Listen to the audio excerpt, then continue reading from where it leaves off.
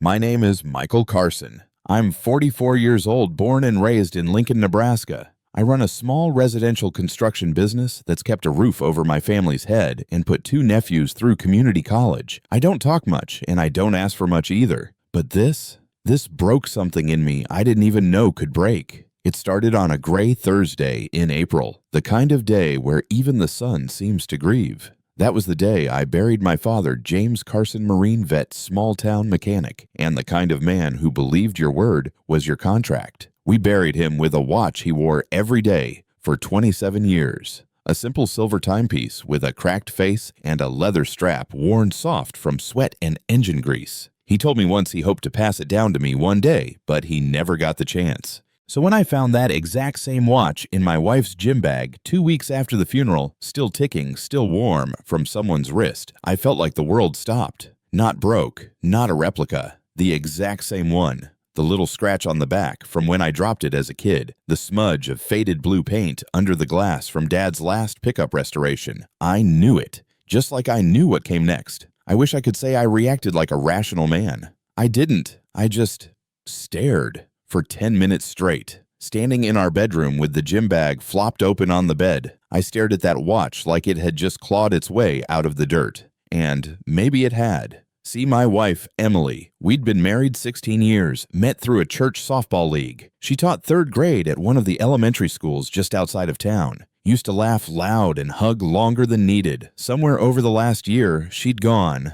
Quiet. Not cruel. Not even distant. Just distant enough. Started running, eating clean, joining some local yoga group. She stopped telling me about her days, and I stopped asking. That's on me. I'll take the hit for that part. But this went deeper than growing apart. I remember every second of that funeral, the ache of shaking hands with people who knew my dad better than I ever would, the preacher's cracked voice, the rain that started exactly as the final shovel of dirt hit the coffin, and I remember Don Fields, the funeral director, clean-cut 40-something, impossibly white teeth and eyes that didn't blink enough. He ran Fields Memorial, the local mortuary, with the fake fireplace and soft jazz on loop. He wasn't just professional, he was familiar. Too familiar. I'd chalked it up to small-town kindness when he offered Emily a tissue before I'd even seen her cry, when he touched her back just above the waist as he walked her to the car, when she genuinely smiled at him during the reception line.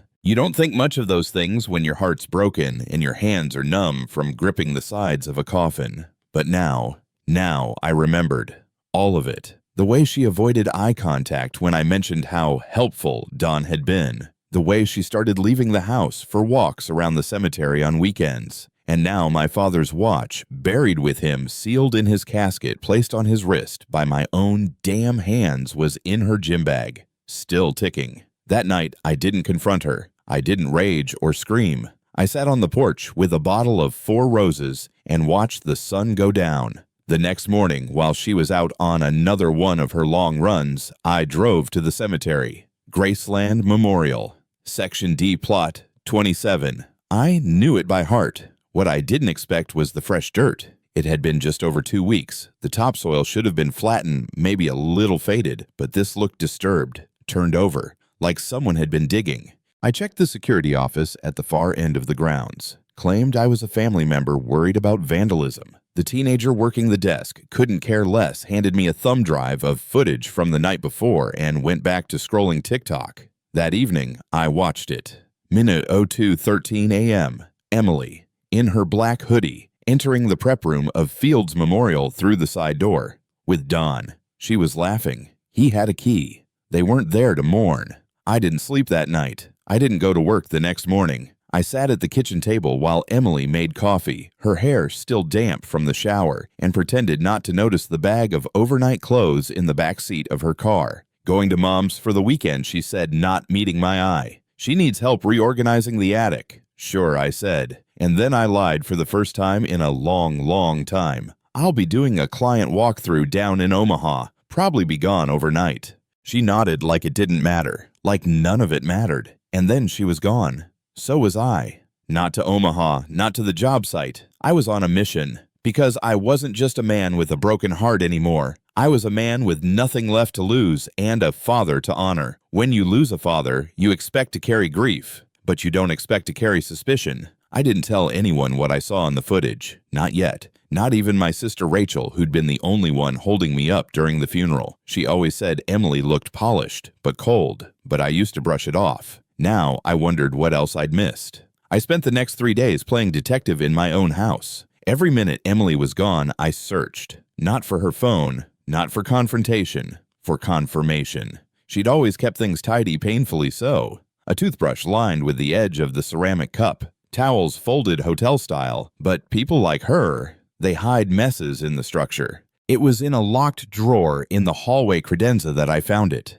A manila envelope, no markings, no label. Inside 4 hotel receipts. A thank you card unsigned in cursive handwriting for making even the darkest places feel sacred. A printed photo. My father's casket. Open.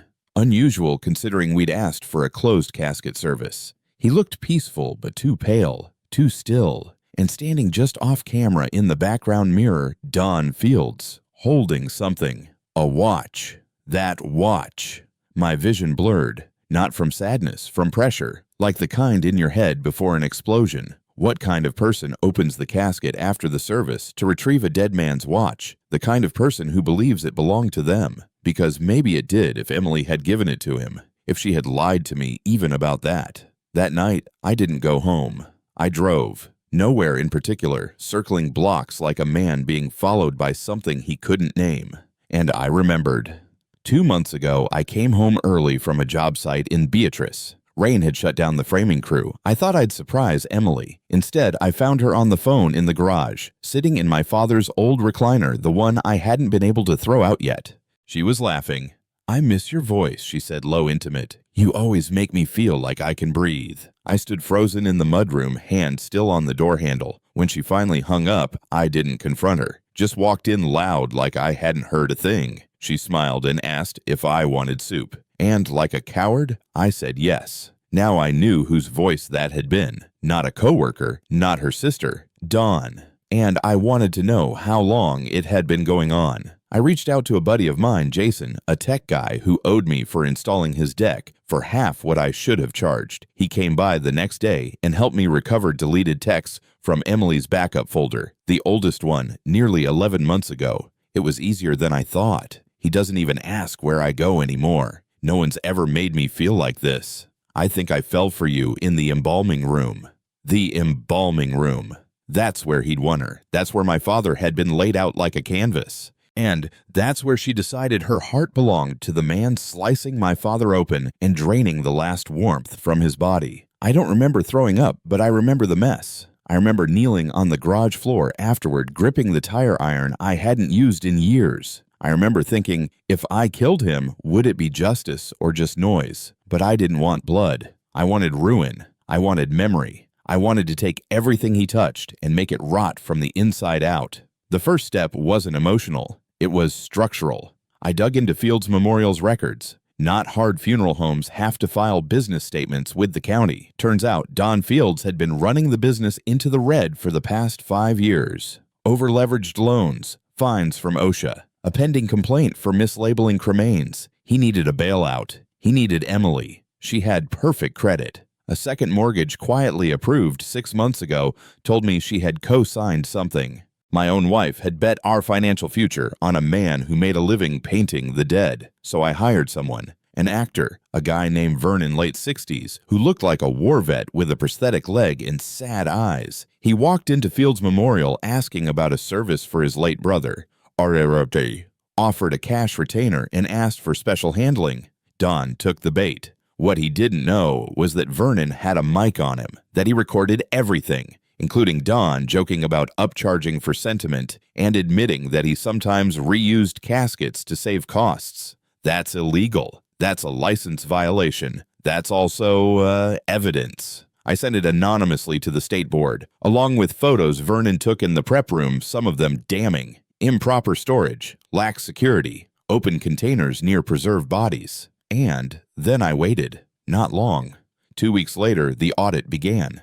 Don's reputation took its first hit when the Lincoln Daily Ledger ran a quiet headline, "Local Mortuary Faces Compliance Investigation." Emily didn't say anything about it, but I noticed the way her phone stopped buzzing for days, how she started keeping wine by her bedside, how she asked out of nowhere, "Do you ever wish we'd moved away when we were younger?" "No," I said, "because I'm not the one who needs to run." She blinked, stunned, but I just walked past her. Let her feel that. The unraveling was slow, surgical. I made sure of it. I contacted every family Don had handled in the past 2 years and sent anonymous tip-offs about potential mishandling, included a printed copy of a clause in the mortuary contract about post-service tampering. One of them, a retired judge, filed a formal complaint. Then the news picked it up. Then Don's creditor called the note on his business loan. The final blow came when I found the deed. Emily had transferred her name onto the Fields Memorial property. A legal arrangement. They weren't married, but she'd become a part owner. So when I reported the accounting discrepancies, both of them got flagged for investigation. That meant the IRS. That meant the state attorney's office. That meant court dates. Emily came home crying a week later, said she was being harassed by agents who didn't understand. They said, "You submitted documents." "Did you?" she asked. I looked her dead in the eyes. "No, but maybe you should ask the man who dug up my father's watch." She turned pale, whispered, "You don't understand, Michael. You weren't here. You don't know what it's been like." I stood up, calm. "I was here, Emily. I was here when you slept with the man who embalmed my father. I was here when you lied about yoga classes and drained our savings to prop up his failing empire of corpses." She started sobbing, apologizing. I walked out and didn't come back for 3 days. When I did return, I served her with divorce papers, filed under emotional abuse and financial betrayal. And the best part, thanks to her co-ownership with Don Fields, she was liable for all debts, all penalties, and all violations tied to his business. I had the house. I had our joint accounts frozen. And I had my father's watch back in the velvet box where it belonged. But more than that, I had peace. Because sometimes revenge isn't about pain. It's about silence. The silence when a predator realizes the grave he dug was his own. There's a certain kind of silence that follows a reckoning. It's not peace, not yet. It's the kind of quiet you hear in a funeral home after hours soft jazz playing in an empty lobby, the scent of embalming chemicals just faint enough to unsettle you, the kind of silence where something has ended, but no one's yet dared to admit it out loud. That's what the house felt like now. Emily had moved out 3 weeks after the divorce papers were served. She didn't fight it, barely spoke. She packed quietly, cried once, and left a note on the fridge that read, "You win." But I wasn't playing to win. Not really. I just wanted the truth to matter again. Don Fields, however, wasn't done pretending. Not yet. The man had a gift for wearing grief like a tuxedo. He polished his voice when speaking to the public, took interviews with calm conviction, and had his lawyer release a public statement claiming the investigation was politically motivated by a disgruntled former associate. He meant me. I didn't respond. Instead, I waited because I knew what was coming. I had the real leverage. You see, it wasn't just the funeral violations that were going to ruin him. It wasn't even the tampering with my father's grave. It was Paula Bellamy. Passé. 6 months before my father passed, Don handled the funeral of one Edward Bellamy, Vietnam vet, former fire chief, beloved community figure. His widow Paula told me over coffee at the Sunspot Diner that she'd noticed little things were off during the viewing. He had a scar on his temple, she whispered, from the warehouse fire, but it wasn't there anymore. The man in the casket, it didn't look like him. I asked if she'd ever said anything. She nodded. Don told me he used special makeup to smooth it, said it would help me remember him without the trauma. I was too shocked to argue. What she didn't know was that Don had switched Edward's body with another to hide the fact he'd cremated the wrong corpse earlier that week. I'd found the shipping invoices through an anonymous tip, a crematorium record listing Body B shipped to the wrong family. It matched Edward Bellamy's timeline, and it matched Don's handwriting on the paperwork. That was criminal negligence, and it wasn't just malpractice anymore, it was cover-up. I took that folder straight to the state board and the family attorney handling Paula's trust. By the following Monday, Don Fields had his license formally revoked. His parlor was shut down, his name pulled from the regional funeral registry, and for the first time since my father's service, the town started whispering about Don the way they used to whisper about creeps. But I'd thought that would be enough. That maybe once the truth was out, I could move on. I even started rebuilding my old workshop, something I hadn't touched since before Dad passed. Cleaned out sawdust, sanded planks, repaired the table Dad and I had built together when I was 23. But healing's a funny thing. Just when you think the infection's gone, something reminds you it's still festering. For me, it was a letter. No return address, just my name scrawled in red ink. Inside a single photograph. Emily, Dawn, together, laughing, at a restaurant. From last night. It was dated, time-stamped, and there was a message on the back typed in small black font. And just because the house fell doesn't mean the termites died. I sat back, breath shallow. It wasn't just that they were still seeing each other. It was the fact that someone else, wanted me to know. Someone watching. Someone who knew exactly where to press to make the wound bleed again. The first thing I did was check my home security system. 3 of the outside cameras had been disabled. The garage one had been ripped clean off the wall. Whoever this was, they weren't amateurs, but they were sloppy. I reviewed the logs, found a 3-minute window where the front door sensor had been triggered after midnight. And the next morning, I found muddy boot prints on the edge of the porch railing right beneath my father's workshop window. Someone had been inside, but nothing was stolen, nothing moved. Just the letter, just the picture. That's when I knew this wasn't about money anymore. It was about memory. And memory, when poisoned, becomes obsession. I drove to the police station, but they said there wasn't much they could do unless I could prove the person had entered the house. The door wasn't forced. Nothing had been damaged. Could have been a prank, they said. A prank? Who the hell jokes with grief? That's when I remembered something my dad used to say when I was younger, usually when he caught me trying to fix something too fast. Measure twice, cut once, and always check for rot before you hammer the nail. I had been measuring the wrong thing. This wasn't about Dawn anymore. This wasn't even about Emily. This was about someone else. Someone who knew Dawn and Emily were still together. Someone who knew how to break into a home undetected. Someone who knew where my cameras were. So I started my own list. Nishi. Suspect number 1, Josh Reynolds. Emily's cousin, worked in home security for 2 years, had been at our house for barbecues and once got into a shouting match with my dad over politics. Too dumb to pull this off cleanly. Eliminated. Suspect number 2, Melanie Ward. Dawn's ex-wife. Divorced 6 years ago. Rumors say he cheated with a client's daughter. Has motive. Is smart. But she lives in Colorado now. Still, I mark her as possible. Suspect number 3, Harold Denton. The graveyard groundskeeper. Odd man, soft-spoken. Once told me he saw Emily and Dawn praying by my father's headstone at 3 a.m. I thought it was just grief. But now, Harold had keys to everything. Yay. I paid Harold a visit. Found him smoking behind the mausoleum, humming some gospel hymn off-key. Tough time of year, I said, trying to sound casual. He squinted at me. You come for answers or revenge, Michael. That stopped me cold. I came for the truth. He nodded real slow. Then I'll show you something. He led me down to the bottom floor of the tool shed behind the crematorium wing, a place I hadn't even known existed. Opened a box of files, pulled one labeled Carson James. Inside, photos, notes, always correspondence. Emails printed out between Dawn and Emily. And one of them was dated 2 weeks before my father died. Subject line, and he suspects. The body of the message read, if he brings it up, I'll say it's paranoia. But you were right. He noticed us at the diner. I think he might say something to Michael soon. I stood there shaking. My dad hadn't just died. He'd been watching the people around him collapse the world he built. And it killed him.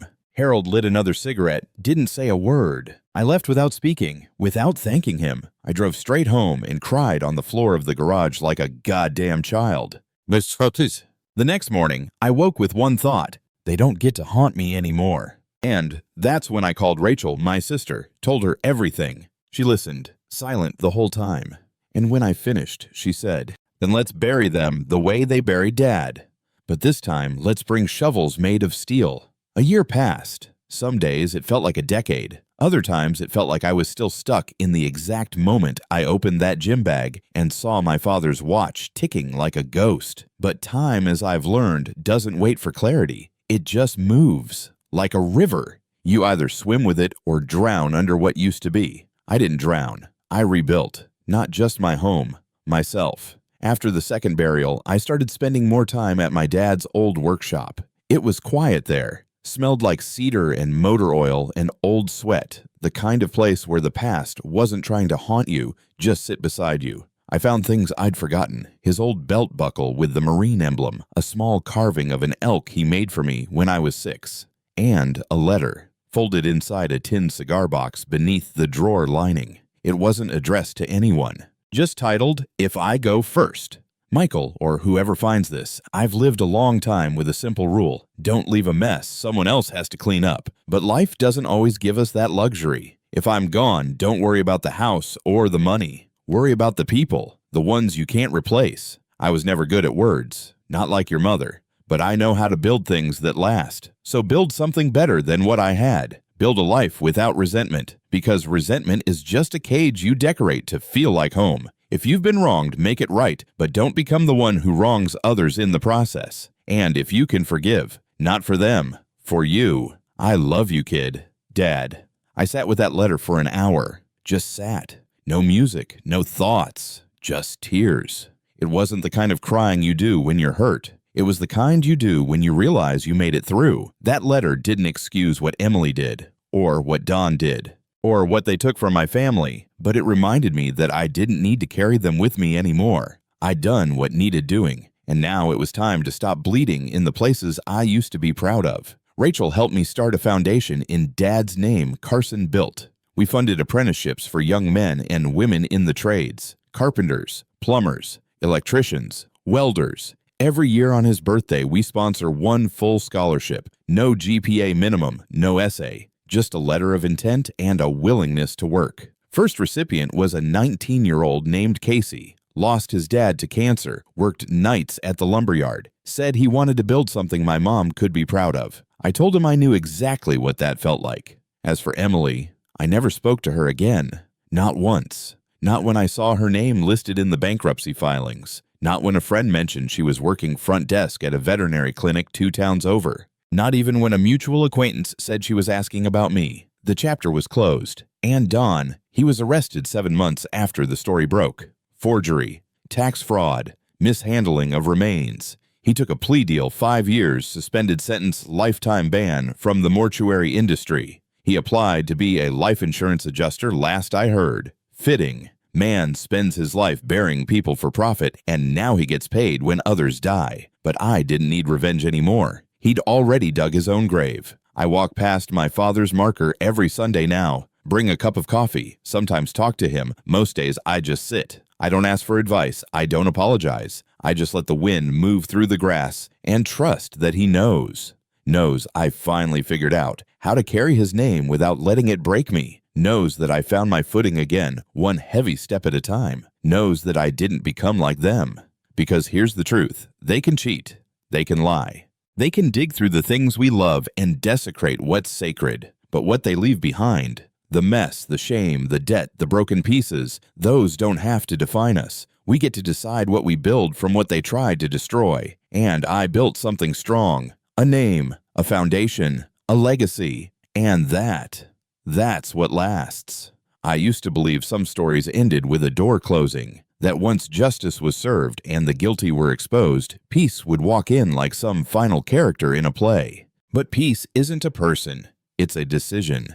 One you have to keep making, every day. Especially when you live in a small town where everyone knows how your story ended, or at least thinks they do. Hey. The first time I saw Emily in person again, it was by accident. I was picking up lumber at Callahan's Supply when she walked in through the side entrance. Her hair was shorter curled like it had been back when we first dated. She was thinner too, like life had been sanding her down slowly. She saw me, I saw her, and in that moment all the noise from the past, the grief, the betrayal, the rage, just paused. She walked past me, didn't say a word, didn't even nod. I didn't either. Some things don't need closure. Some things just need to be left where they were buried. But it shook something loose in me.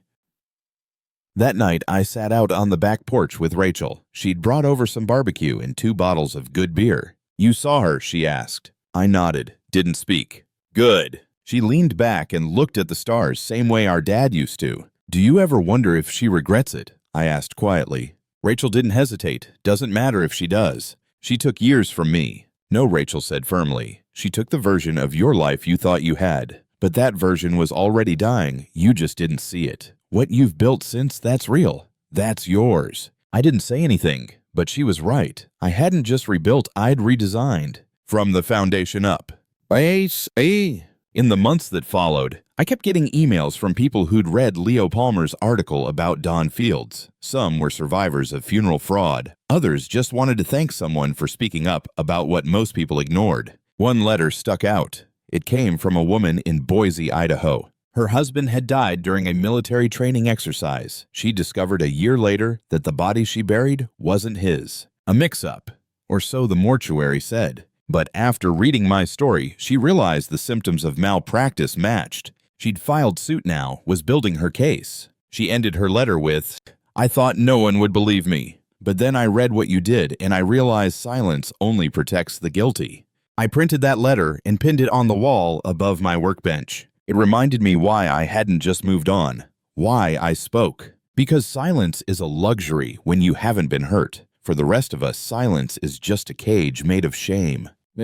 One evening, about a year and a half after the reburial, I got a call. It was from Harold Denton, the cemetery groundskeeper. "Thought you'd want to know," he said. "Someone's been visiting your dad's grave after hours." "Who?" "Not sure. Keeps coming in after sunset. Leaves little things, flowers, notes. Doesn't stick around. You think it's Emily. Maybe. Could be someone else, but they're always quiet, respectful." I didn't say anything for a moment. Then, let them come. "You sure?" "Yeah. Some debts can't be repaid with words, but showing up counts for something." "Whoa." I never found out who it was, and maybe that's for the best. Let the ghosts walk. Let the guilt breathe. Let people feel whatever they need to feel. So long as they don't take anything else from the man who raised me, they can stand there as long as they like. That ground is sacred, and now it's protected. Yay. One day, I walked into the shop and found Casey, our first Carson-built scholarship recipient, sitting on the workbench, his face pale. "You all right?" I asked. He looked up, eyes red. "My mom passed," he said, 2 nights ago. Stroke. No warning. I sat down beside him, didn't say anything for a moment. Then I said the only thing I knew to be true. You never stop missing them, but you do start carrying them differently. He nodded, tears falling now. Then I handed him a photo of me and my dad in the original workshop. We build to remember, not just to survive. He looked at the photo, then at me. "I want to build her something. A bench. For the garden she loved." "Then that's what we'll do," I said. "Together." Dad. Because that's the lesson no one tells you.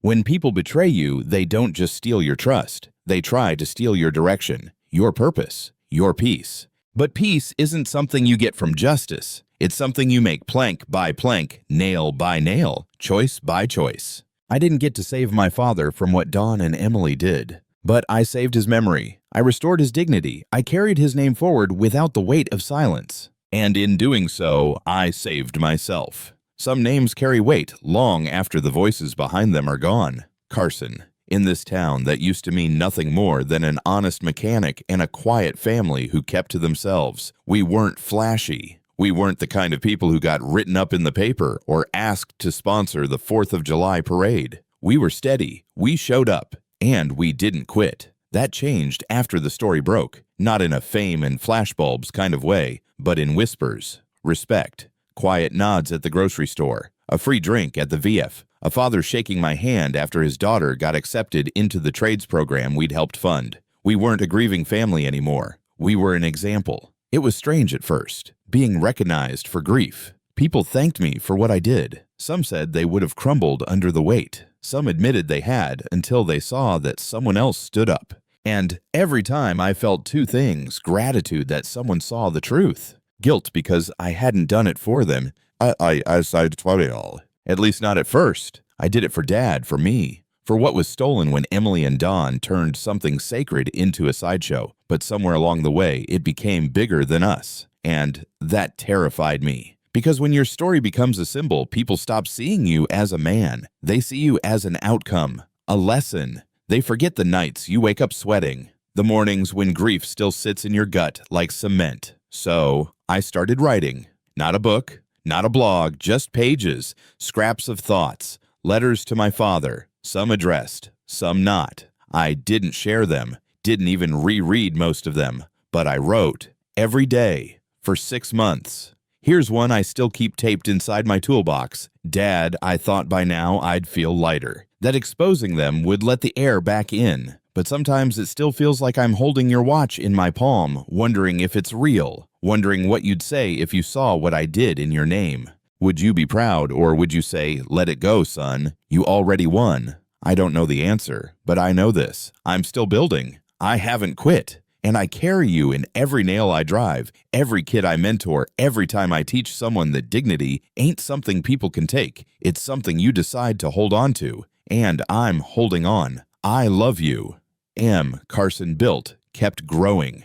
We got our first grant from the state to expand into neighboring counties, started a weekend workshop for veterans looking to learn carpentry. We called it Honor Wood because every cut tells a story. And the best part, it gave me something I hadn't realized I was missing. Community. Not just people who supported me, people who understood, who had buried more than relatives, who had seen systems fail and lies win. People who needed to build again, even if just for a few hours. Sometimes we didn't even talk. We just sawed, sanded, smoothed edges, glued joins, and left the mess outside. One night after a particularly long build session, a man stayed behind. Vietnam, vet. Name was Travis. Hadn't said much all month. He walked up, hands calloused and shaking, and said, "You gave me back something I didn't know I still had." "What's that?" I asked. He looked down at the cedar table he'd just finished. His voice cracked. Purpose. And in that moment, I finally understood what Dad meant in that letter. Resentment is a cage, but purpose is the key. I'd wasted so much energy thinking revenge would heal me, that if I burned everything they built, I'd feel whole. But it wasn't the fire that rebuilt me. It was the wood, the sweat, the slow, careful process of making something useful again. That weekend, Rachel and I visited Dad's grave. We brought Casey and 2 new scholarship recipients, let them place flags and leave flowers. We didn't talk about Dawn or Emily or any of it. We just told stories, laughed a little, shared what we were building next. At one point, Casey turned to me and asked, "Was your dad a quiet guy?" "Very," I said. But when he spoke, Rachel added, "People listened." Casey nodded. "I want to be that kind of man." I smiled. Then build slow. Listen more than you talk, and never let someone else decide what your name means. That's what I want you, whoever's reading this, to understand. What they took from me wasn't just trust. It wasn't even the watch, or the money, or the dignity. It was the illusion that life was stable. They shattered that, and for a while, I hated them for it. But then I realized, maybe things have to break before you know what's worth salvaging. And when you build back, build with hardwood, build with purpose, build with names that still mean something when the wind blows cold and there's no one left but you and the sound of what you made with your own hands. Because names don't echo in silence. They echo in what you build. There's a kind of silence that isn't empty. It's full with memory, with breath, with a strange sense that everything that needed to be said finally has been. That's the kind of silence I live in now. Not because I've forgotten, because I've outlived it. A few months after Carson Built's expansion, I got a letter from the State Mortuary Board. Not about Dawn, not about the investigation. This was different. Inside was a single paragraph. Per your prior complaints and submitted evidence, we have permanently closed the file regarding Fields Memorial's violations. Records will remain public and searchable. The license will not be reinstated. Thank you for your service to the families of Nebraska. That was it. No grand announcement, no celebration, just a sealed file. A footnote in state records, a name with a line drawn through it. It didn't feel like revenge. It felt like a tombstone, one I didn't have to carve. Rachel said something to me that night I won't forget. "You know what the real win is, Mike. You didn't just bury them. You replaced them." I shook my head. I didn't want to replace anyone. "No, but you did. Their story got erased. Yours stayed." And that's the difference. Dawn's business closed. Emily disappeared into another version of herself. But my father's name, it became something people said with pride again. Every year now, on the anniversary of Dad's death, we hold a build-a-thon. We don't call it that officially, but that's what it is. Dozens of volunteers come to our shop. We build benches, ramps for disabled veterans, porch swings for retirement homes. We laugh, we eat brisket. We tell stories about people we've loved and lost. And, at the end of the day, we burn scraps of wood in a fire pit. That's the part I started. No speeches, no names, just one small piece of timber per person tossed into the flames with whatever weight they still carried. We call it the burn pile. It's symbolic, but it works, because grief isn't something you finish. It's something you shape. One year, a boy named Evan, only 16, tossed in a carved heart he'd made out of pine. I asked him afterward what it meant. He said it was for my brother. He died in a crash, and I've been mad at him for 3 years because he was driving drunk. I didn't try to comfort him, didn't offer wisdom. I just said, "Then you brought it to the right place." He nodded, eyes wet, and walked away lighter. And that's how legacy works. It's not a statue, it's not a plaque.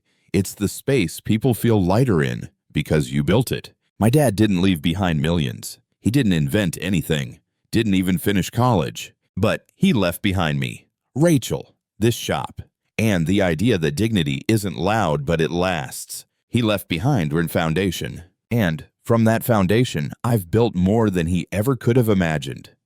I saw Emily one more time, at a gas station just off the interstate. She didn't notice me at first. She was paying for coffee, keys in one hand, phone in the other. Then she looked up, paused. I nodded. She nodded back. No words, no awkward apology, no spark of anything at all. She looked tired, not broken, just older in a way time can't fake. As she left, I heard the cashier whisper her name under his breath. She must have heard it too. There's a weight that never quite comes off when the town knows your story, especially when they only know one version of it. But I don't hate her anymore. Hate is a fuel, burns hot, burns fast, then leaves you empty. She betrayed me, she desecrated something sacred, and she lost everything in the process. That's not my burden anymore. My burden now, teaching boys like Evan how to carve wood without rushing. Teaching young women how to saw clean edges and run a business better than I ever could. Answering emails from strangers asking if we'll open a Carson-built chapter in Oregon or Alabama or Montana. Maybe someday. But for now, I'm focused on here. And here is peaceful. Not because the world is safe, but because I'm not afraid anymore. Not of grief, not of betrayal, not even of being alone. Because I'm not. Not really. Not when my hands still move like my father's did. Not when Rachel drops off homemade chili on Tuesdays without asking. Not when Casey texts me updates on his first construction job. And not when I wake up knowing that the worst day of my life didn't define me. It refined me. There's still one last thing I haven't done. The letter, the original one Dad left me if I go first. I kept it in my toolbox all this time. But next week, on the 3rd anniversary of his passing, I'm going to frame it, hang it on the shop wall, and, below it, a plaque that reads, "And this space was built by men who didn't run, and inherited by those who don't quit." Because legacy isn't about surviving the story. It's about me rewriting the ending. So no one else has to start the same way. People assume revenge is a single moment. One grand strike, one perfect plan, one courtroom gasp where everyone finally sees the truth. But that's not how real revenge works. It doesn't come with headlines or applause. Real revenge. It's living well in full view of those who expected you to crumble. The news came quietly like all things do in towns like ours. Someone had seen Don Fields again, not here, not nearby, but in a photo on social media posted by a distant cousin from Phoenix. He was working at a storage facility under a different name, Daniel Foster, a name so bland, so sterilized, it almost made me laugh. He wore a polo shirt and khakis. Same slick smile, but something behind his eyes was gone. Maybe it was pride. Maybe it was legacy. Maybe it was the weight of knowing his name had been legally erased from every registry that once defined him. I didn't reach out, didn't comment, didn't need to, because everything he thought he could get away with was now permanent record. And more importantly, no family in Nebraska would trust him to bury a goldfish. That was my justice, and I didn't have to lift a finger for the final blow. Emily filed to have her name changed back about 2 years after the divorce. Carson was too heavy for her now, too visible. I signed the release papers without comment. She's since moved to Lincoln. Word is she's remarried to a man in HVAC. Quiet guy. Keeps to himself. I hope he treats her better than Don did. And I hope she knows now choices always echo, even if no one's listening at first. One cold January afternoon, I got a call from a high school teacher I didn't recognize. She said one of her students, a girl named Hannah, had written an essay about her father. Turned out that father was a former vet we'd helped through Carson Built's RAMP program. The essay wasn't about us, not directly, but she'd included a paragraph that knocked the wind out of me. My dad said someone once gave him back his dignity with a hammer and a place to sit. He said, "People don't fix people, but they can give you the tools to fix yourself." That line stayed with me, still does, because that's the truth I learned the hard way. I didn't fix myself through revenge. I didn't get healed by justice alone. What saved me was work. Honest, quiet, sometimes painful, but always purposeful work. On the 3rd anniversary of my father's passing, we held the biggest Carson Build Day we'd ever done. Over 70 volunteers. We built 12 benches, 4 play sets, 2 wheelchair-accessible decks, and 3 memorial planners for local cemeteries. Before we started, I stood in front of everyone, cleared my throat, said this: "Some of you know my story. Some of you don't. But what matters is this: I buried a good man twice. The first time I lost my father. The second time I buried everything that tried to stain his name. And in the space they left behind, we built something better, something stronger, something that lasts. Then I stepped down. No applause, no music, just the sound of gloves pulling tight and saw blades humming. And that was the real sound of victory. I sometimes wonder what Don thinks when he sees news about Carson Built. If he checks, if he feels anything.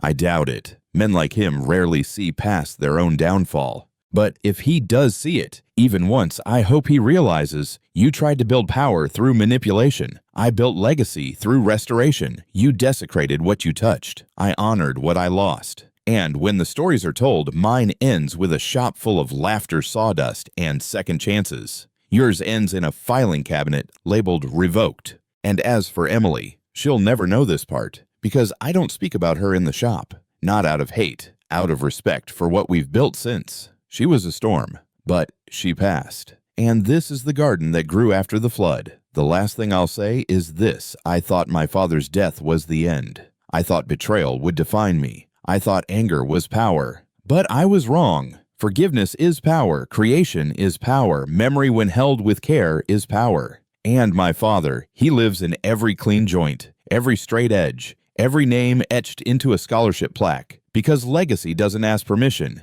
It's built, then left behind for others to lean on, just like a well-made bench, under a quiet sky, beside a name that still means something. The shop is quieter these days, not because we stopped building. If anything, we're busier than ever, but the noise has changed. Less hammering, more teaching, fewer questions about what happened to me, more about what we're doing next. That's how I know the story's no longer just mine. It belongs to everyone who picked up a chisel and said, "Teach me." I used to wonder how my dad handled betrayal. He saw a lot of it in war and work, even in friends who forgot to show up when it mattered. But he never turned bitter, never hardened, just got quieter, sharper, more selective. I asked him once when I was 16 how he stayed kind when people didn't deserve it. He said, "Because kindness isn't about them. It's about who I still want to be when they're gone." I didn't get it then.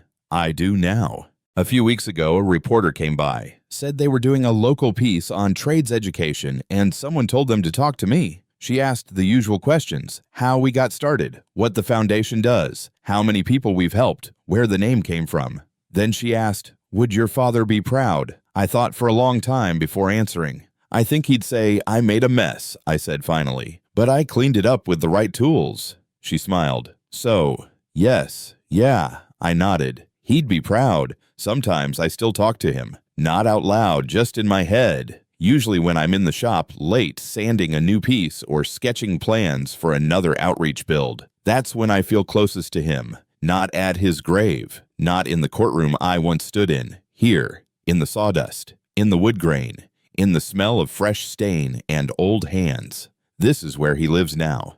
And maybe always did. Rachel's got a new project going. She's writing a book, not about me, but about him, about Dad. She asked if she could include parts of my story. I said yes, as long as it ends with hope, not pain, because that's the difference between truth and trauma. Truth stays. Trauma fades if you build something stronger on top of it. And that's what I want you to take from this. Not that revenge is sweet. Not that justice always wins. Not even that the good guy comes out on top. Because the truth is, I didn't win. I chose. Chose to build instead of burn. Chose to speak instead of stay silent. Chose to be better, not for them, but in spite of them. So if you're reading this and you've been hurt, if someone you loved turned your life into rubble, if someone you trusted desecrated the sacred, here's what I want to tell you. You don't need to scream to be heard. You don't need to destroy to feel strong. And you don't need to carry their choices on your back anymore, because you can choose to build right now, right here, with whatever you've got left. It won't be easy. Some days you'll hate the sound of your own heartbeat. Other days you'll wake up and forget for a blissful second what they did. But if you keep going, if you keep cutting away the rot, if you keep laying clean beams on solid ground, if you keep showing up for yourself and the people who still matter, then one day someone will sit on a bench you built, rest their bones, take a breath, and not even realize they're resting on your redemption. That's legacy. That's peace. That's the story you get to write after the noise is gone.